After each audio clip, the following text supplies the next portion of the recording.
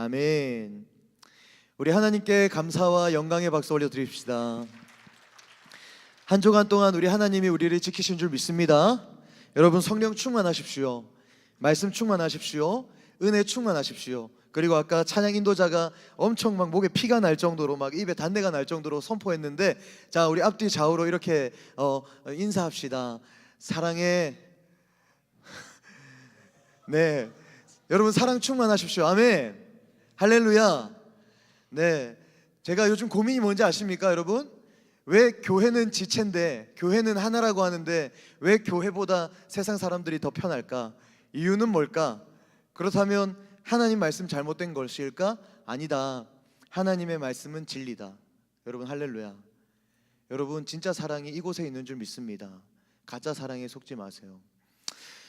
어디로 와서 어디로 가는가? 여러분, 한번 이런 생각해 보셨습니까? 나의 삶은 어디로부터 왔는가? 그리고 나는 지금 어디로 향하고 있는가? 아주 철학적인 고민이죠. Who am I? 나는 누구인가? 이런 고민을 통해서 철학이라는 게 잉태되지 않았습니까? 여러분, 저는 이 말씀을 통해서 여러분, 우리가 이 놀라운 진리를 깨달을 때에 여러분, 오늘 우리 여러분들의 마음에 전도와 선교에 대한 열정이 불타게 될 줄 믿습니다.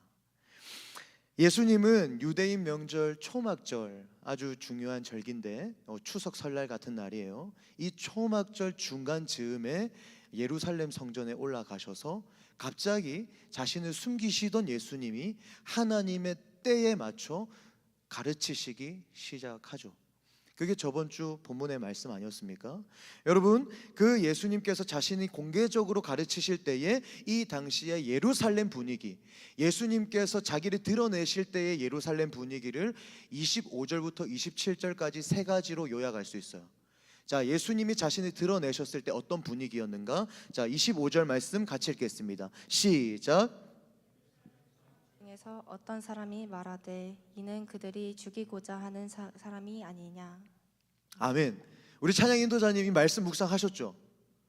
예, 제가 딱 바로 멘트 보고 알았어요. 여러분, 내가 살다 보면은 좀 너무 나를 힘들게 하는 사람이 있다 없다? 그래서 내가 너무 힘들어가지고, 나도 너무 힘든 나머지, 나 원래 그런 사람 아닌데 이 친구 막 뚝배기를 깨고 싶어, 짱돌로. 막 이 친구 뒤에서 진짜 발로 한번 걷어차고 싶다, 그런 마음 들 때 있다 없다? 있어요? 예, 있죠. 예, 다 있지 않을까요? 그런 생각 듭니다. 여러분, 첫 번째 예수님께서 자신을 드러내셨을 때의 이 예루살렘 분위기는 뭐냐면 예수를 죽이려고 하는 분위기가 아주 팽배했다는 겁니다. 예수님이 자기를 죽이고자 하는 사람들 앞에 자기를 드러내셨을 때 이 당시의 분위기가 얼마나 그런 고조되어 있고 아주 긴장감이 있었는지를 여러분들이 이 분위기를 좀 이해하시면 좋을 것 같아요. 25절 보니까 성경은 이 사람의 이름을 밝히고 있지는 않은데 어떤 사람이라고 이야기하고 있죠. 25절 말씀에 어떤 사람이 지금 25절, 26절, 27절 이 분위기를 얘기해 주고 있는데, 이 어떤 사람은 문맥상으로 볼 때 예수님을 부정적으로 봤던 사람이 분명합니다. 여러분, 예수님을 바라볼 때 지금도 그렇고 이전의 세대도 그렇고 아마 앞으로도 그럴 거예요. 두 가지의 부류의 사람이 나타납니다. 예수님에 대해서 긍정적으로 받아들이는 사람이 있는 반면 예수님을 부정적으로 받아들이는 사람들이 있죠. 지금 이 어떤 사람이 이야기하는데 어떤 사람이 말하되 이는 그들이 죽이고자 하는 그 사람이 아니냐. 여러분, 그들은 종교 지도자들이죠. 대제사장, 바리새인, 서기관들, 이들이 그들인데 5장, 여러분, 이들이 예수를 죽이고자 했대요. 근데 그거는 갑자기 그래 된 게 아니라 5장부터 예수님이 38년 된 병자를 안식일날 고치셨을 때부터 5장 18절에 보면 분명히 그들이 예수를 죽이고자 한지라라고 기록하고 있습니다. 그러니까 예수를 죽이고자 했던 사람들이 지금도 예수를 죽이고자 하고 있는 분위기, 예루살렘 그 성전의 분위기가 이러한 분위기인 거죠. 사실 예수님이 당시에 오셨을 때에 이런 생각을 가지고 있는 것, 우리가 생각하기엔 너무 과하지 않나? 근데 사실은 이게 당연한 것이었습니다. 왜냐하면 하나님이라는 단어를 그 당시에 믿는 자들, 유대인들은 입에 담지 않았어요. 성경을 필사 뺏겨 쓰던 이 서기관들이라는 분들도 이 성경에 하나님이라는 단어를 한번 쓰기 위해서 목욕을 하고 옷을 갈아입었습니다. 여러분, 성경에 하나님이라는 단어가 얼마나 많이 나와요? 목욕 재개를 하고 이 하나님이라는 단어를 서기관들이 썼다라는 거예요. 6,000번 이상 나오는 이 하나님이라는 단어를 쓰기 위해서 그들이 하나님을 경외하고 하나님을 두려워하는 마음. 여러분, 근데 예수님이 오셔서 자기를 뭐라고 얘기하시죠? 내가 하나님이다. 하나님이 나고 내가 하나님이다. 여러분, 그들이 받았을 충격은 우리의 상상과 우리의 공감을 뛰어넘습니다. 예를 들어서 여러분, 저나 여러분에게 오늘 예수님이 오셔가지고 이렇게 말씀하신다면 여러분 기분 어떠실 것 같아요? 잘 들어보세요. 야, 지금 뭐하냐? 너 몸은 여기 있는데 너 지금 뭐 믿고 있는 거야? 너는 나를 몰라 라고 얘기한다면 충격받지 마시고, 예수님이 이러시지 않겠지만 이렇게 얘기한다면 저는요 엄청나게 충격받겠죠. 왜요? 내가 예수님을 좀 알기 위해서, 내가 예수님을 믿기 위해서 저는 이 길이 왔거든요, 지금까지. 그리고 내가 예수님 잘 믿어보겠다고 내가 목회자의 길에 갔거든요. 그리고 신학교에 갔어요. 근데 예수님께서 이렇게 와서 말씀하신다면 여러분, 저는 멘붕이죠. 그래서 예수님을 사람들이 죽이려고 한다라는 소문과 분위기가 예루살렘에 아주 펼쳐져 있다라는 것, 퍼져 있었다라는 것, 우리가 첫 번째로 이 당시 분위기를 알 수 있고, 두 번째 26절이 말하는 그 당시의 분위기를 봅시다. 26절 있습니다. 시작. 보라, 드러나게 말하되 그들이 아무 말도 아니하는도다. 당국자들은 이 사람을 참으로 그리스도인 줄 알았는가? 그럼에도 불구하고 이 사람이 그리스도가 아닐까라는 여론도 있었다는 겁니다. 그러니까 이런 거죠. 예수를 죽이고자 했으면 빨리 죽이지, 지금도 예수가 살아있네. 그렇다면 이 사람 진짜 그리스도 아니야? 이런 분위기, 이런 생각을 하는 사람들도 이 당시에 있었다라는 겁니다. 이런 여론이 있었죠. 25절 27절. 근데 여기서 중요한 포인트가 뭐냐면 여러분, 당국자들은 이 사람을 참으로 그리스도인 줄 알았는가? 이거는 좀 부정적인 의미의 그리스도, 이제 조롱하는 듯한 말투죠. 야, 이 사람 진짜 그리스도인 아니야? 그리스도 아니야? 그리스도 아니야? 야, 너가 진짜 그리스도인이야? 뭐 이런 느낌.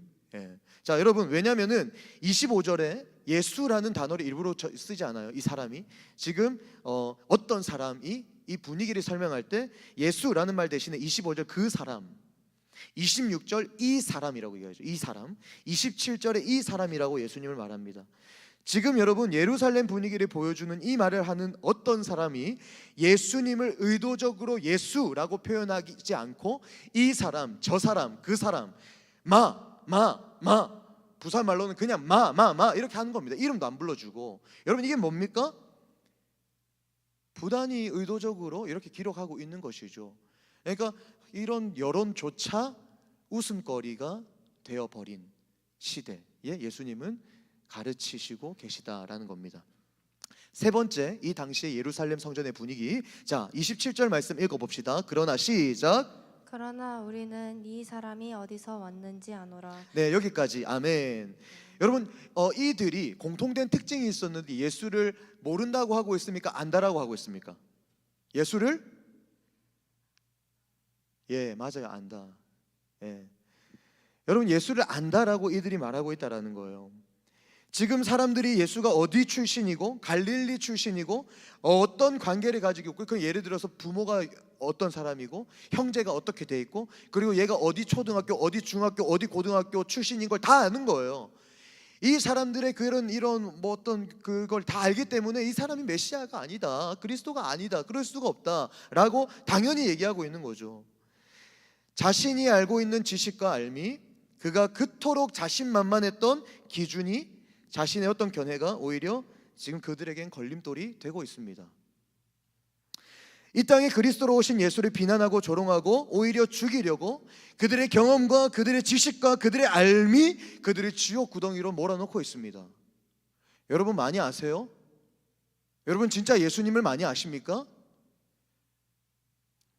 당시에 성경에 나온 말씀을 통해 예수님께서 이렇게 오셨음을 알 수 있지만, 하지만 우리는 예수님이 이렇게 오셨음을 알 수 있지만, 당시의 사람들의 분위기는 충분히 이럴 만했다라는 것, 당시만 하더라도 성경 외에 위경이나 외경들 여러 문서가 있었는데 그들이 이야기했을 때에 그리스도는 그렇게 오는 것이 아니라 휘황찬란하게 온다라는 것을 이야기하고 있었기 때문에 이들은 자신들이 아는 예수가 메시아 그리스도가 아니다라고 확신을 가지고 있었습니다.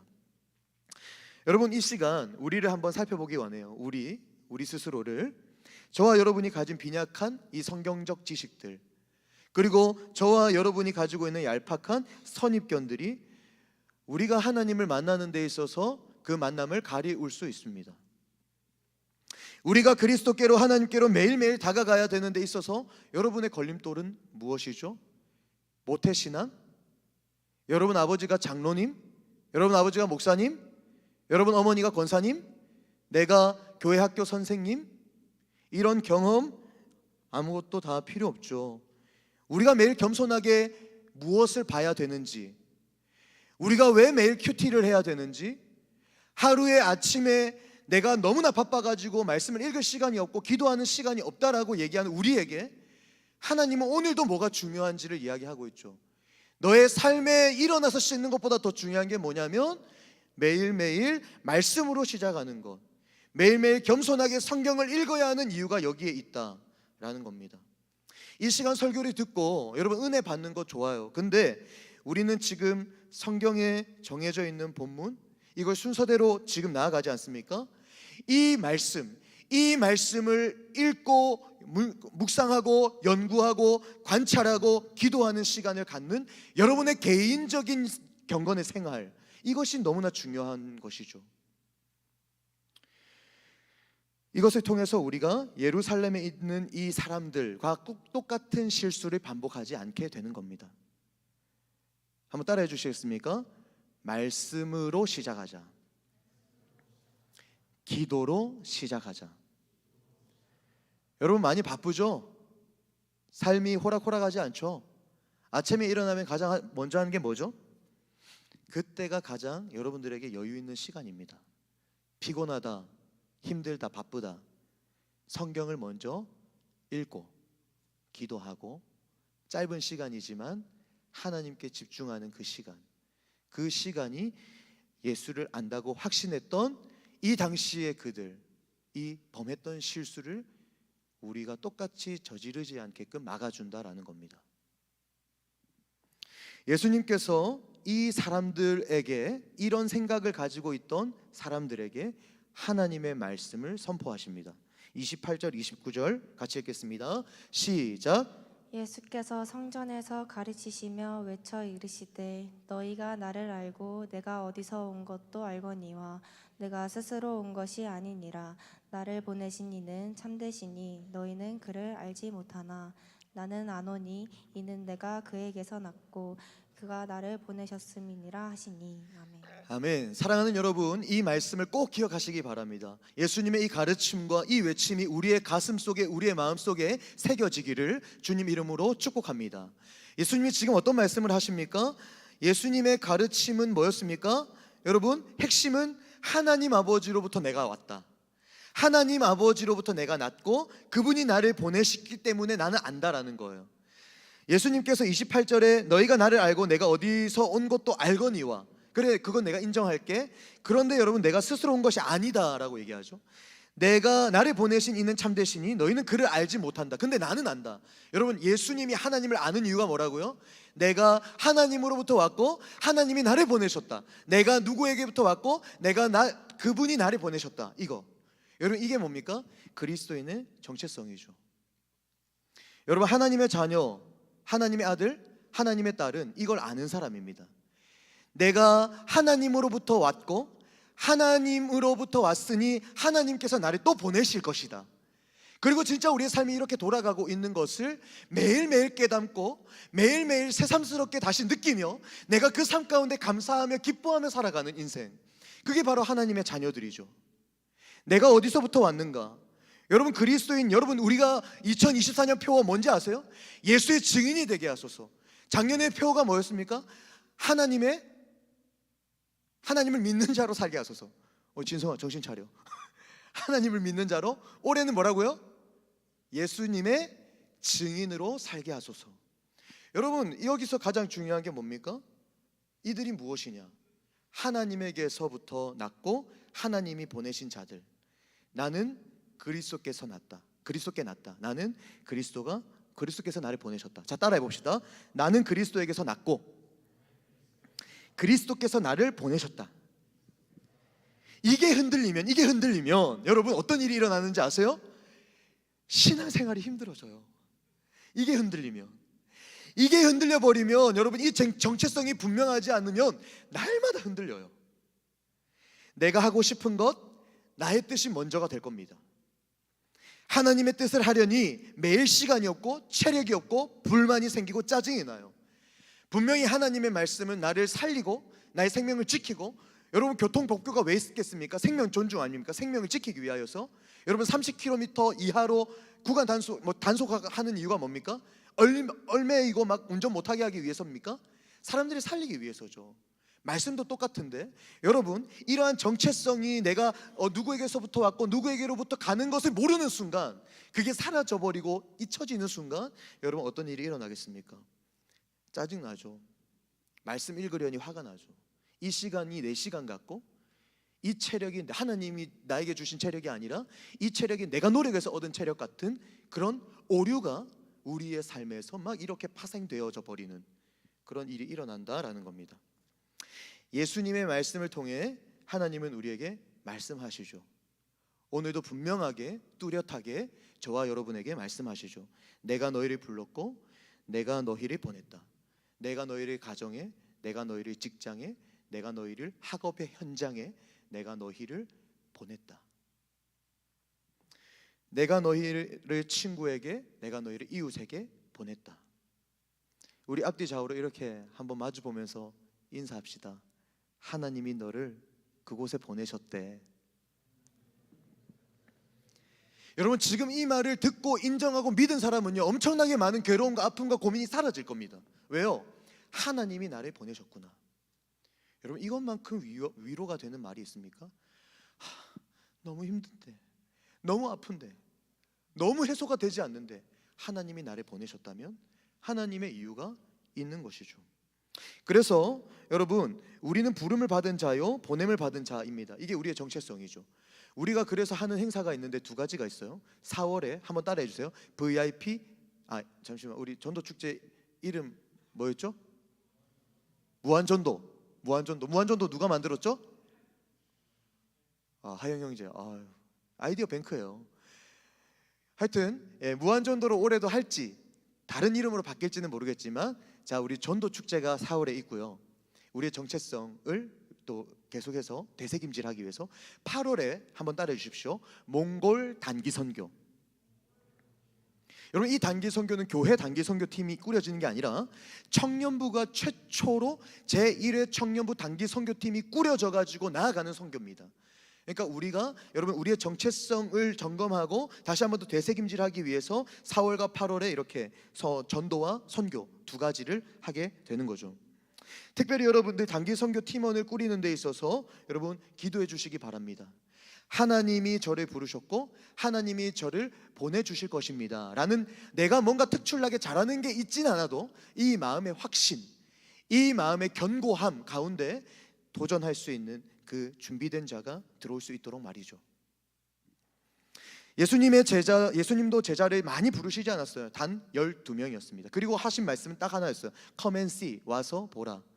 여러분, 저도 와서 보길 원합니다. 하나님께서 우리에게 뭔가 하라는 것이 아니라 내가 부족하니 단기 선교팀으로 꾸려주시고 몽골에 계시고 몽골에 역사하시는 하나님의 역사하심을 Come and see, 와서 보라. 여러분, 그게 선교죠. 내가 뭔가 하는 게 아니라 하나님의 일하심, 하나님을 경험하는 것이 선교의 현장, 전도의 현장인 줄 믿습니다. 사랑하는 우리 청년부 여러분, 선교와 전도에 우리가 함께 동참하는 은혜가 있길 간절히 소망해요. 30절 말씀 같이 읽읍시다. 시작. 그들이 예수를 잡고자 하나 손을 대는 자가 없으니 이는 그의 때가 아직 이르지 아니하였음이로라. 아멘. 그들이 예수를 잡고자 했지만 손을 대는 자가 없었는데 하나님의 말씀은 이유를 뭐라고 이야기하죠? 잡으려고 했는데 손을 대는 자가 없었는데 뭐라고요? 왜요? 때가 이르지 아니하였다. 여러분, 모든 것에는 때가 있죠. 모든 것에는 타이밍이 있습니다. 꽃이 봄, 여름, 가을, 겨울 피는 계절이 있듯이 우리의 영혼에도 꽃이 피는 계절이 있어요. 그러니까 여러분들이 전도하고 싶고 여러분들이 기도하고 있는 그 기도의 응답이 안 이루어진다는 것은 기다려야 되죠. 결국은 때가 있는 겁니다. 그리고 그 때를 주관하시는 분이 계시죠. 누구죠? 천지를 만드시고 우리를 창조하신 하나님이시죠. 최근에 믿음의 공동체에서 이런 이야기를 나눴습니다. 교회의 지체라고 하는데, 교회를 지체라고 하고 교회를 한 몸이라고 하고 하나라고 하는데, 아까 이야기했지만 왜 교회 사람들보다 세상의 친구가 더 편하지? 세상의 친구들한테 많은 부분을 이야기하고 오픈하면서 왜 교회 사람들에게는 숨기고 경건한 척, 거룩한 척, 그리고 깔끔한 척을 하는 걸까? 이런 얘기들을 막 제가 청년들이랑 어제도 우리 뮤지컬 아주 재밌게 보고 한강 나들이 하다가 돌아오는 길에 그 얘기 하다가 1시간, 2시간이고 그냥 확 갔어요. 그냥 시간이 너무 빨리 가요. 여러분, 근데 제가 내린 결론은 뭔지 아세요? 하나님의 때가 있다. 그 사람도 일을 나눌 때가 있고 나중에 일을 나누고 삶을 나누고 결국 다 때가 있구나.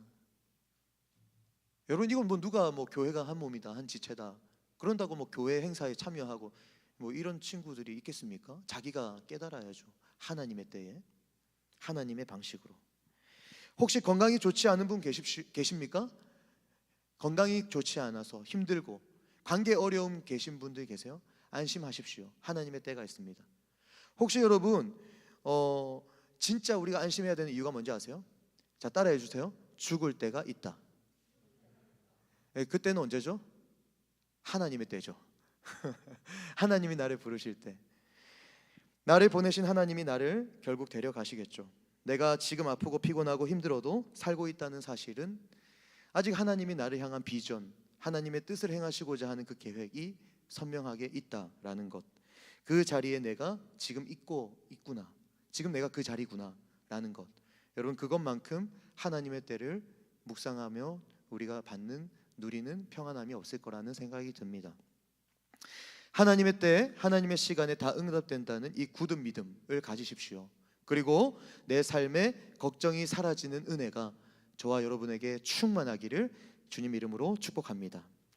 아직 하나님의 때가 이르지 않았기에 사람들이 예수를 잡고 싶었지만 잡을 수 없었고 아무것도 못해요. 여러분, 잡히는 때도 예수님이 스스로 결정하시는 겁니다. 예수님이 잡힐 때를 스스로 결정하시는 거죠. 그게 하나님의 때죠. 31절 읽습니다. 시작.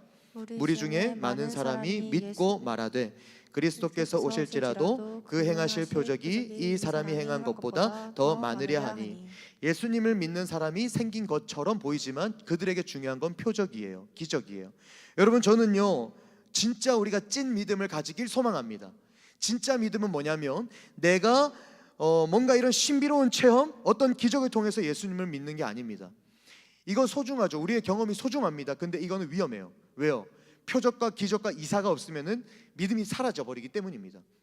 그러면 경험이 소중하지만 그게 기준이 되면 안 된다라는 것을 우리가 알아야 되고, 진짜 찐 믿음은 뭐냐면 여러분, 하나님의 말씀 진리를 믿는 것, 이것이 바로 우리의 찐 믿음인 것이죠. 여러분, 사람들의 여론이 아니라, 사람들이 세상이 따르는 가치가 아니라 하나님의 말씀을 따르는 자들, 그 믿음의 사람들, 믿음의 주역들이 되어야 될 줄 믿습니다. 하나님의 말씀, 진리를 믿는 거지 표적을 믿지 마십시오. 내 말이 너희 안에 거하면 너희가 진리를 알지니 진리가 너희를 자유케 하리라. 그렇습니다, 주님. 진리를 만나고 내가 진리를 알고 진리를 먹고 진리를 마시고 내가 진리 안에서 자유하기를 원합니다. 여러분, 이 기도가 우리의 기도가 되어야 되는 거죠. 이 진리가 뭐냐고요? 예수 그리스도를 믿는 것, 하나님의 말씀에 기록된 예수 그리스도만을 믿는 것, 이것이 진리죠. 다른 건 다 진리가 아니죠. 여러분, 저는 예수님을 믿고 잘된 게 있을까요, 없을까요? 이문 목사는 있다고요? 있겠죠. 근데 세상적으로 보면 예수님을 믿고 잘된 게 없어요. 여러분, 저는 예수님을 믿고 인생을 던졌지만 여러분, 저보다 더 멋진 사람도 있지만 제가 신학교도 가고 목사 안수도 받고, 그런데 예수님이 저한테 보여주신 이적과 표적이 있을까요, 없을까요? 단 하나도 없습니다. 하지만 여러분, 분명하게 제가 여러분들에게 말씀드릴 수 있는 건 내가 그분을 믿게 된 것보다 더 큰 표적이 없었다라는 것, 그리고 예수 그리스도가 진리이기 때문에 내가 하나님의 뜻을 행하며 사는 이 삶의 바운더리 안에서 내가 하나님의 뜻을 행하고 하나님 중심으로 살아가야 된다라는 이것을 아는 이 바운더리 안에서 내가 일하고 먹고 마시고 입고 교제하고 그 살아야 한다는 그 아는 것보다 더 큰 능력이 없다는 것, 여러분들에게 말씀드릴 수 있죠. 그리고 그분 안에서 삶의 예배를 통해 자유를 누리는 그 자유보다 평안함이 없다는 것, 여러분, 이것이 우리가 경험할 그 삶인 줄 믿습니다. 마지막으로 예수님은 예수님의 증인들과 예수님과의 관계, 그리고 예수님을 믿지 않는 사람들과 예수님과의 관계를 네 가지의 구별법으로 우리에게 보여주고 계시죠. 그 당시의 사람들에게도 보여주죠. 너희가 나와의 관계가 있는지 없는지 한번 점검해봐라. 자, 네 가지, 33절 34절입니다. 같이 읽습니다. 시작. 예수께서 이르시되 내가 너희와 함께 조금 더 있다가 나를 보내신 이에게로 돌아가겠노라. 너희가 나를 찾아도 만나지 못할 것이요 나 있는 곳에 오지도 못하리라 하시니. 아멘. 예수님의 증인으로 살아가는 자들과 예수님을 거부하고 부정하는 자들의 차이점, 구별법이 뭡니까? 첫 번째, 예수님과 함께 있는지를 점검하는 거죠. 나의 삶이 예수님과 날마다 동행하는지를 점검하는 겁니다. 두 번째, 결국 예수님을 보내신 하나님, 그 하나님께로 나도 돌아간다는 것을 인정하는지 안 하는지, 그것이 두 번째 구별법, 점검법일 것입니다. 그리고 세 번째 34절, 너희가 나를 찾아도 만나지 못할 것이요 죄를 지어도 다시 넘어져도 내가 엎어져도 다시 내가 주님의 옷자락 붙들고 내가 하나님께 예배하는 자리를 통해서 내가 기도와 찬양과 말씀을 듣는 그 시간을 통해서 날마다 예수님을 찾아가는가, 내가 죄를 지어도 회개하는가, 이게 중요하죠. 그리고 네 번째로 다시 예수님께 함께 거하며 작은 예수로 자라가는 삶, 끊임없이 배우려고 하고 끊임없이 사역에 도전하고 끊임없이 교회 사역에 동참하고 끊임없이 내가 예수 중심으로 살아가는 것, 내가 작은 예수다, 주님이 걸어가신 그 발자국을 내가 밟겠습니다, 그렇게 살아가는 것, 이렇게 네 가지의 구별법을 예수님이 그 당시에 그 사람들, 그 분위기에 있었던 사람들에게 이야기해주고 계시죠. 사랑하는 여러분, 저는 저와 여러분이 예수님과 함께 영원히, 조금 더가 아니라 오늘 말씀처럼 영원히 예수님과 함께 동행하는 은혜가 있기를 간절히 소망합니다. 마태복음 28장 20절에 보면 세상 끝날까지 내가 너희와 함께 하리라 라고 말씀하시거든요. 여러분, 이 말씀만 톡 떼가지고 사용하는 게 누구죠? 이단이죠. 성경은 문맥을 봐야 됩니다. 내가 너희와 항상 함께하리라, 그 앞에 뭔지 알아요? 내가 너희에게 분부한 모든 것을 지켜 가르치게 하라, 가르쳐 지켜라. 여러분, 그 앞에 말씀 뭔지 아세요? 그러므로 너희는 가서 모든 민족을 제자로 삼아 아버지와 아들과 성령의 이름으로, 삼위 하나님 안에서 너희가 살아가는 그러므로 너희는 가서 모든 민족을 제자로 삼아 아버지와 아들과 성령의 이름으로 세례를 베풀고 내가 너희에게 분부한 모든 것을 가르쳐 지키게 하라. 볼지어다 내가 세상 끝날까지 너희와 항상 함께 하리라. 할렐루야, 아멘. 하나님의 일을 하는 그 자리, 예배의 삶의 자리에서 하나님이 우리와 항상 함께 하심을 깨닫게 되는 겁니다. 부담 갖지 마십시오. 여러분, 지금 내가 있는 그곳이 여러분 이 주님을 경험하는, 전도하고 선교해야 되는 그 터전이 된다라는 거에 부담 갖지 마시고, 4월에 VIP 행복 파티, 8월에 단기 선교, 또 가라고 하는 거야, 또 동참 적극적으로 하라고 하는 거야, 맞습니다. 근데 여러분, 부담 갖지 마세요. 이게 우리의 정체성이거든요. 할 수 없어요. 여러분, 이게 우리의 능력이요 믿음이요 기쁨이죠. 몽골 우리 단기 선교팀, 주님이 그곳에 계시기 때문에 가는 게 아니죠.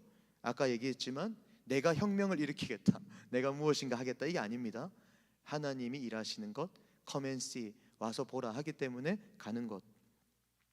저는 여러분의 삶이 하나님과 날마다 동행하는 예배자의 삶 되기를 기도하겠습니다. 그리고 여러분, 우리는 예수님께 돌아가야 할 것입니다. 매주 이제는 우리는 어떻게 살아야 되는가? 한 주간 날마다 내가 매일 내 삶을 예수님으로 시작하는 것, 내가 예수님과의 관계로 시작하는 것. 아모스 5장 4절에 보니까 너희가 나를 찾으면 내가 너희를 살리겠다라고 얘기하세요. 너희는 나를 찾아라, 그럼 내가 너희를 살리겠다.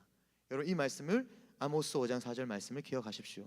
예수님을 찾으면 만나고 살게 되는 은혜가 있을 겁니다. 주님은 만날 수 있는 분이죠. 내가 아픔이 있고 부족함이 있어도 나와 함께 하는 분이 바로 주님이시죠. 우리가 믿는 주님. 그래서 예수님이 인카네이션, 성육신 하는 거 아닙니까? 말씀이 육신이 되어 보여주셨죠. 내가 아픔이 있고 부족함이 있어도 나와 함께 하는 분. 그래서 실제로 예수님이 성령 하나님을 통해서 우리를 만져주시고 계시는 줄 믿습니다. 여러분, 병원에 있어야 안심이 되는 거 맞습니까? 아니죠. 우리 그리스도인은 병원에 있어서 안심이 되는 것이 아니라 주님이 함께 계시기 때문에 안심이 되는 겁니다. 여러분, 내가 집에 있어서 평안하고 발 뻗고 푹 자고 뭐 이렇게 하는 것이 아니죠. 주님과 함께 있어 어디에 있든지 평안한 우리의 삶이 되어야 될 줄 믿습니다. 마지막 우리 한 절 읽고 좀 말씀을 중간에 많이 끊을게요. 36절 말씀만 읽고 말씀 맺겠습니다. 36절 읽습니다. 시작. 나를 찾아도 만나지 못할 터이요 나 있는 곳에 오지도 못하리라 한 이 말이 무슨 말이냐 하니라. 이것이 바로 불신자들의 계속되는 반복되는 질문입니다. 여러분, 생각해 보세요. 나를 찾아도 만나지 못할 터이요, 야, 나를 찾아도 못 만난다. 나 있는 곳에 오지도 못하리라. 나 있는 곳에 오지도 못한다. 이거 무슨 말이야? 그리스도인 정상 아니네. 미쳤어? 여러분, 이 미쳤냐, 이 정상 아니네, 이 말에 여러분 민감할 필요가 없어요. 왜요? 예수 믿는 사람은 정상이 아니에요. 미친 사람이 맞습니다. 예수 믿는 삶이 그런 거예요. 그러니까 예수 믿는 우리는 이런 소리 듣는 걸 부끄러워하거나 두려워하면 안 돼요. 야, 너 예수쟁이네? 야, 예수 믿어? 야, 너 돌았어? 응, 나 좀 미친 사람이야. 예수한테 미친 사람이야. 여러분, 잘 생각해 보면, 자세히 보면은 그렇게 말하는 사람, 나보고 예수쟁이라고 말하고 나보고 예수에 미쳤다라고 말하는 사람, 그 사람도 다른 무언가에 미친 사람이죠. 예수가 아닌 다른 무언가에, 자기의 정욕이나 자기의 명예나 물질이나 다른 뭔가에 미쳐 있는 사람. 그런데 여러분, 가장 거룩하고 아름답게 미친 게 뭐죠? 우리죠. 예수에 미친 것, 가장 고상하게 미친 것일지니라. 저는 우리가 증인으로 살다가 예수님 때문에 미쳤다는 소리를 들어도 그냥 씩 웃게 되는 담대함과 담력이 생기기를 축복합니다. 아, 미쳤냐고요? 맞아요. 저 조금 미쳤습니다. 근데 들은 찬사 중 가장 좋은 찬사 같네요. 제가 더 열심히 하겠습니다. 그렇게 주님을 사랑합시다. 미쳤다는 말이 들은 만큼 예수를 사랑하는 우리가 되어야 될 것입니다. 온양삼일교회 청년부 여러분, 말씀을 맺겠습니다. 이 시간 우리 함께 찬양하실 때에 우리 앞뒤 좌우로 찬양하기 전에 이렇게 인사 한번 해볼까요? 너는 어디서부터 와서 어디로 가니? 우리 한번 대답도 한번 해보실래요? 오늘 말씀을 잘 들으셨다면 조금은 용기 내서, 조금은 담대하게, 그리고 편안하게, 자, 우리 답변도 해보세요. 넌 어디서부터 와서 어디로 가니? 자, 양옆을 바라보면서 답변해보세요. 나는 하나님에게로부터 와서 하나님께로 가.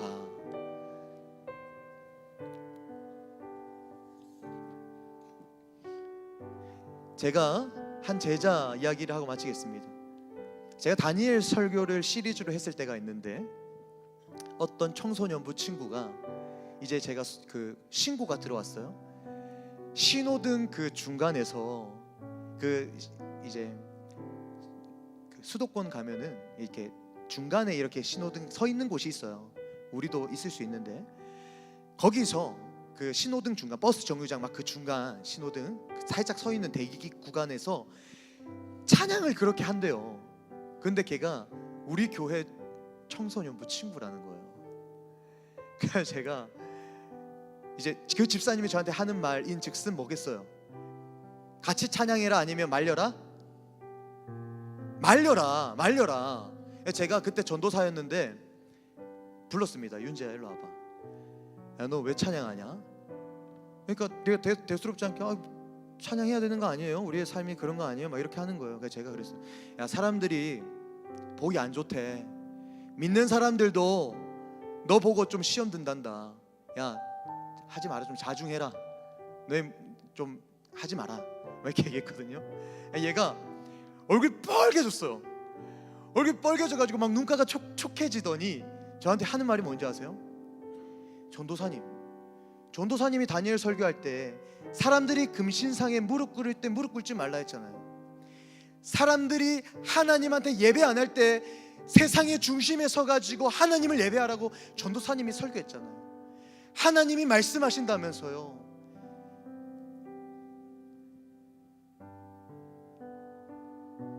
하나님을 믿는 것이 우리에게 가장 큰 축복입니다.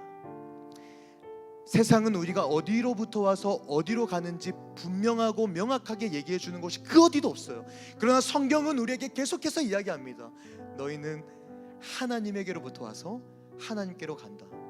우리는 부름 받은 자이며 보냄 받은 자인 줄 믿습니다. 여러분 이 믿음과 이 능력과 이 은혜의 삶을 맛보면 살아가야 되지 않겠습니까? 맛보며 그러면 해야죠. 뭔가 해야죠. 내가 미친 사람이라는 욕을 들어도, 내가 예수쟁이라는 욕을 들어도 그런 칭찬 들어서 기분이 좋은데요. 제가 좀 더 열심히 한번 해보겠습니다. 감사합니다. 똑같이 욕하고 똑같이 편가르기 하는 것이 아니라 아까 우리 찬양 인도자님이 얘기했던 것처럼 하나님 사랑이 뭘까요? 사랑할 수 없는 자들을 사랑해야 된다는데 그 사랑이 뭡니까?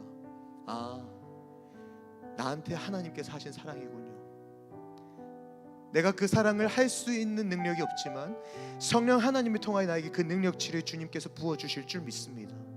주님 오늘도 내 삶에서 일하여 주십시오. 여러분이 가는 곳, 여러분이 일하는 직장, 삶의 터전, 그곳이 전도의 현장이요 선교의 현장인 줄 기억하십시오. 그리고 주님이 나를 보내셨고 주님이 나를 부르셨고 주님이 나를 보내신 곳이죠. 우리 함께 이 찬양하면서 우리 또 마음을 정돈하고 하나님의 음성을 들으며 나아갑시다. 주님 나를 택하사